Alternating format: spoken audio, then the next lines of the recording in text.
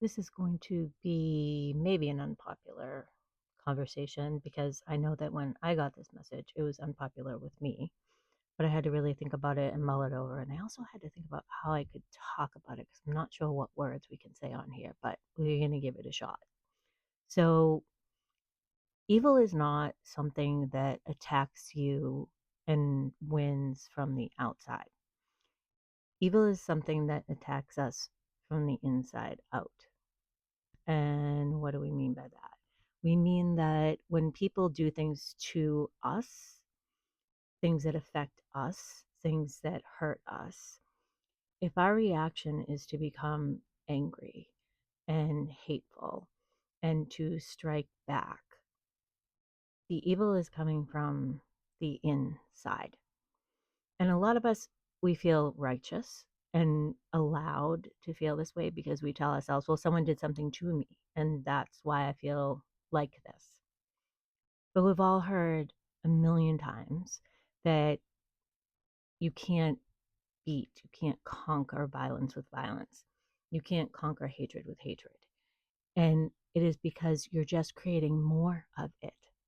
So, how do you eliminate things like anger, violence, um, segregation? How do you eliminate that by creating more of it?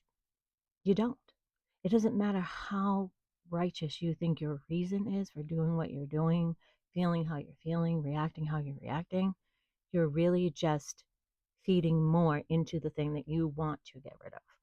And that's not going to work. And that's also how evil gets you from the inside out because you become cold, you become angry, you start turning into that thing that you don't like. And I see this in myself. People who know me, they know what I do, they know what my work is, they know who I am. And it's so hard to not become angry and cold when you feel all this injustice and anger and hatred coming towards you. But all you're doing is adding to the problem. So, what we need to do is instead of being angry at the people that are doing the things we don't like, we really need to try to understand them.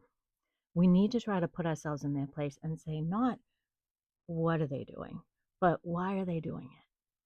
What brought us to this place that allowed people to think it was okay to do the things that they do? And if you really look at it objectively and really dig, you'll start to find that there might be reasons there that make a lot more sense to you than you think. There's always outliers. We're not talking about the outliers. But even with them, probably, if you really dig and ask yourself, what brought us here?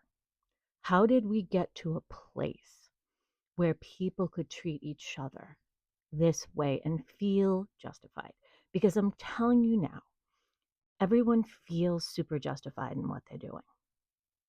So we need to try to understand why, because we're never going to fix it if we don't find it. And just being angry and just becoming hateful at how you're being treated is never, ever, ever going to get you where you need to be. It's never going to help us find the reason. And this pertains to everything on a big scale and a small scale, right? If you can't put yourself in someone else's shoes and really try to understand why do they feel this way? Why do they think this is okay? Why are they acting like this? You're never, ever going to stop it because more anger and more hate just creates more anger and more hate. It doesn't solve anything. It sounds so easy. It's so freaking hard. But really know that that's what we need to work on, or we're never going to dig ourselves out of this. We're just getting deeper and deeper and deeper. And everybody thinks they're right. And everyone's trying to get back at everyone. And we're not getting anywhere. Well, not anywhere.